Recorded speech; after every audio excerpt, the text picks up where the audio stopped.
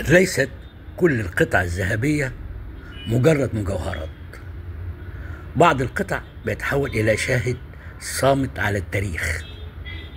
ساعة تجيب واحدة فقط نجت من غرق سفينة تايتانيك لتروي قصة حب أقوى من البحر نفسه. إيه الحكاية؟ في إبريل 1912 كانت سفينة تايتانيك في رحلتها الأولى إلى نيويورك. كان عليها 2200 شخص، بينهم رجل الأعمال الأمريكي الشهير إيزيدور ستراوس وزوجته إيدا. في ليلة الغرق لم يتوقع أحد أن ترتطم السفينة بجبل جليدي، وبدأت المياه تغمر كل شيء بسرعة مروعة. أكثر من 1500 شخص فقدوا حياتهم، بينهم إيدا اللي هي زوجة الرجل إيزيدور، اللي رفضت أنها تغادر في قارب وقالت جملتها الشهيرة: لن أترك زوجي، لقد عشنا معا سنينا طويلة وسنموت معا. اللي شاهد فيلم تايتانيك هيتذكر المشهد بتاع الزوجين المسنين اللي على السرير بينما تغمر المياه الغرفة. المشهد ده ما كانش خيال بالكامل، استلهم من قصة إيزيدور وإيدا الحقيقية.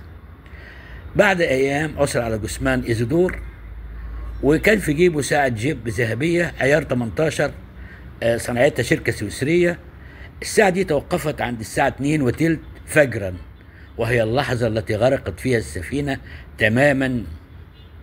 كانت الساعة هدية من الزوجة لزوجها في عيد ميلاده 43، وحفرت عليها بالأحرف الأولى.